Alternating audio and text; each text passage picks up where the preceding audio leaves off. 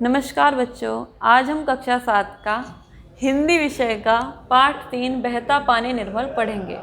इसके लेखक हैं सच्चिदानंद हीरानंद वात्स्यायन अज्ञे। वैसे तो यह एक यात्रा वृत्तांत है। इसमें लेखक ने अपनी यात्रा का सुखद और आनंददायी वर्णन किया है। लेखक का जीवन परिचय देखेंगे। इनका नाम है सच्चिदानंद हीरानंद वात्स्यायन अज्ञे। वैसे ये मुख्य रूप से अज्ञे के नाम से प्रसिद्ध हैं। इनका जन्म 7 मार्च सन 1911 ईस्वी में कुशीनगर में हुआ था।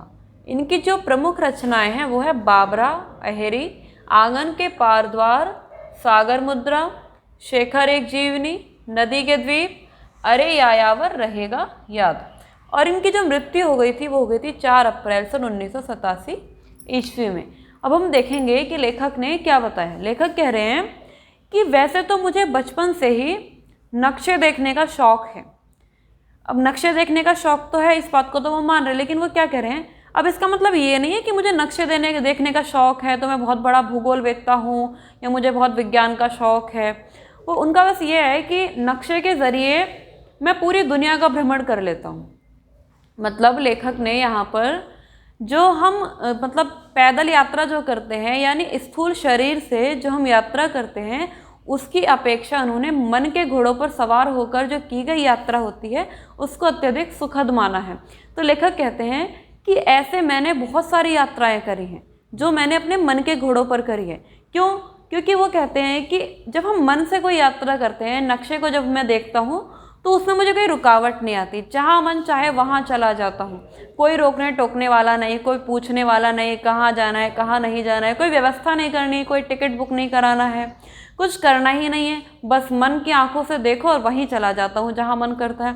तो कहते हैं कि इस तरीके से मन की आंखों से तो मैंने बहुत जगबार हरे हरे पहाड़ देखे हैं, बर्फ़ के ऊंचे ऊंचे टीले देखे हैं, खूब बहता हुआ पानी देखा है, समुद्र देखे हैं, सागर देखे हैं। ठीक है। और फिर क्या कह रहे हैं कि पीले पीले खेत देखे हैं, हरे हरे खेत देखे हैं। तो इस तरीके से वो कहते हैं कि मन की आंखों से तो मैंने बहुत बार भ्रमण किया है। ठीक है। क्यों? क्योंकि जो भ्रमण मैंने शरीर से किया, अपने स्थूल शरीर से करा, उसमें मुझे उतनी तृप्ति नहीं मिली, उतना आनंद नहीं मिला जितना मुझे अपने मन की आंखों से मिला है। क्योंकि मन की आंखों से जब भी मैंने भ्रमण करा तो किसी ने मुझे कोई रोक टोक ही नहीं हुई, कोई व्यवस्था करनी ही नहीं पड़ी। तो कह रहे हैं ऐसा ही एक बार मैंने बचपन में एक नाम सुना था, अमरकंटक। अमरकंटक का उन्होंने बचपन में नाम सुना। कह रहे हैं हालांकि मैं कभी अमरकंटक गया नहीं, मैंने देखा नहीं कि अमरकंटक कैसा है, लेकिन मैंने इतना ज्ञान ढूंढ लिया है अमरकंटक के बारे में और इतनी बार नक्शे पे अमरकंटक को देख लिया है, तो मुझे ऐसा लगता है जैसे मैं न जाने कितनी बार अमरकंटक की यात्रा पर जा चुका हूँ। कहते हैं कि वैसे मैं कभी गया ही नहीं, लेकिन मैंने अपना बिस्तर वगैरह, जो कंबल वगैरह है, अपने सामान को इस तरीके से लिया कि मुझे हमेशा ऐसा ही लगा कि मैं अमरकंटक की यात्रा से आया हूँ, अमरकंटक की यात्रा पर चला गया हूँ। कहते हैं बस मेरे हृदय में एक चुभन रहती है कि मैंने जो अनुभूति ये पाई है, मैंने वास्तव में हकीकत में कभी अमरकंटक को नहीं देखा, लेकिन फिर भी मुझे ऐसा लगता है कि मैंने बर्फ़ के ऊंचे ऊंचे टीले देखे हैं, बड़ी बड़ी पहाड़ियों पर चढ़ा हूँ, बर्फ़ का मैंने आनंद लिया है। तो कहते हैं कि ये आनंद मुझे बहुत ज़्यादा अच्छा लगता है, बहुत ज़्यादा सुखद है, लेकिन एक चुभन रहती है कि मैंने हकीकत में नहीं देखा। फिर कह रहे हैं ऐसा ही एक नाम मैंने क्या देखा, तरंगमबाड़ी। इसका वर्णन भी इन्होंने ऐसे ही देखा। ये क्या है, नदी का बहता हुआ स्वरूप है। तो नदी का ये जो बहता हुआ स्वरूप था, उसके स्वरों की जो कलकल की आवाज़ थी, झरने का बहना, इन सारी चीज़ों को लेखक ने बहुत अच्छे से महसूस करा है। फिर शिव सागर, शिव सागर की यात्रा पर भी लेखक गए हैं। इसमें कैसे गए? इसमें तो शरीर के साथ गए हैं। तो इस यात्रा का भी उन्होंने बहुत अधिक वर्णन करा और वो कहते हैं कि कील के बिना बड़े बड़े राज्य हारे जा सकते हैं। तो क्यों हारे जा सकते हैं कील के बिना बड़े बड़े राज्य? क्योंकि जब घोड़े के पैर से, उसकी नाल से कील निकल जाती है तो घोड़ा चलने में असमर्थ हो जाएगा, उससे भागा नहीं जाएगा। फिर राजा जो होता है इस तरीके से मर जाएगा, और इस तरीके से क्या होगा, जब राजा ही नहीं रहेगा तो राज्य छिन जाएगा। तो इस बात को इन्होंने इस तरीके से बताया कि इन्होंने अपनी जो ये सोनारी जो गाँव है, सोनारी, ये असम राज्य का एक छोटा सा गाँव है। तो शिव सागर के यात्रा पे इन्होंने इस चीज़ का वर्णन करा कि असम राज्य का एक छोटा सा गांव क्या है, सोनारी। वर्णन क्या था कि लेखक जब यात्रा पे गए तो वहाँ पर बाढ़ आ गई।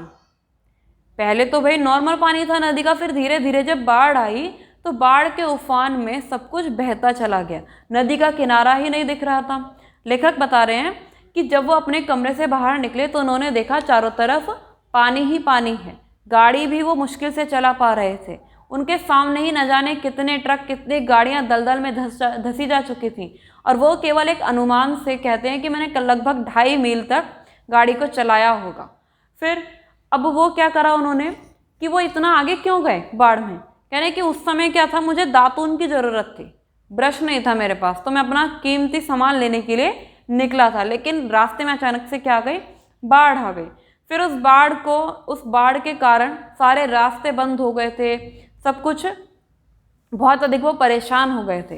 तो वहाँ पर वो लगभग 12 दिन रुके। तो इन्होंने क्या बताया, अपनी सारी यात्राओं का वर्णन करा है इस पाठ में कि मैंने कहाँ कहाँ कौन कौन सी यात्राएं करी, कैसे कैसे यात्राएं करी। तो लेखक कहते हैं कि जितनी भी यात्राएं करी, सबसे आसान और सुखद जो यात्रा होती है वो होती है मन की यात्रा। क्यों? क्योंकि उसमें जितना आनंद मिलता है उतना किसी और यात्रा में नहीं मिलता है। दूसरा वो कहते हैं कि जो स्थूल शरीर की यात्रा होती है उसमें एक तो व्यवस्था करनी पड़ती है। व्यवस्था क्या भाई, किस दिन जाना है, कहाँ जाना है, सीट बुक करानी है, फिर अपने खर्चे के लिए पैसे लेने हैं, उतने दिन की छुट्टियाँ भी लेनी पड़ेंगी। तो लेखक कहते हैं इतनी सारी व्यवस्था करके फ़ायदा क्या है, क्योंकि भाई हम वहाँ पे जाते तो हैं लेकिन एक दिमाग में फिक्स होता है कि भाई इतने दिन बाद वापस आ जाना है, तो मन में उतनी शांति नहीं मिल पाती क्योंकि सब कुछ वैसे ही लिमिटेड रहता है। तो लेखक कहते हैं कि मन की आंखों से जो हम सफ़र कर लेते हैं वही अच्छा सफ़र है। दूसरा इन्होंने एक चीज़ और बताई कि अगर यात्रा को और ज़्यादा सुखद बनाना है तो क्या करना है। तो यात्रा को सुखद बनाने के लिए कहते हैं कि भाई अगर आपने मुंबई जाने का प्लान बनाया है कि भाई मैं मुंबई जाऊंगा, तो एंड मौके पर उस प्लान को चेंज कर दो। तो उस प्लान को जब हम चेंज कर देंगे, भाई मुंबई हमें जाना था, मुंबई की जगह अगर हम श्रीनगर चले जाएं, जाना तो कहाँ था, गर्मी वाले इलाके मुंबई में, प्लेन में जाना था, समुद्र के किनारे जाना था, लेकिन एंड मौके पे अगर हम अचानक से प्लान चेंज कर दें और कश्मीर चले जाएं, वहाँ की बर्फ़ की हरी जो वादियाँ हैं सफ़ेद चादर वाली, उनका आनंद लें, तो हमारे मन में बहुत अधिक आनंद आ जाएगा। तो कह रहे हैं इससे भी हमारी जो यात्रा है बहुत अधिक सुखद बन जाएगी।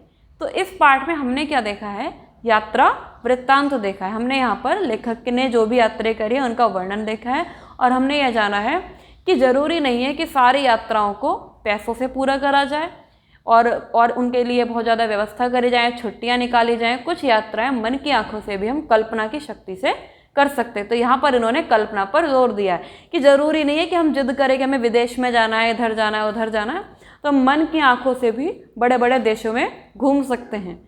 और आज भी हम इसी समय भी कश्मीर में जा सकते हैं, श्रीनगर में जा सकते हैं, जगह जगह हम घूम सकते हैं, राजस्थान भी जा सकते हैं। तो मन की आंखों से घूमें। वैसे भी लॉकडाउन है तो आप सब भी मन की आंखों से अलग अलग जगह जा कर के घूम लीजिए। धन्यवाद।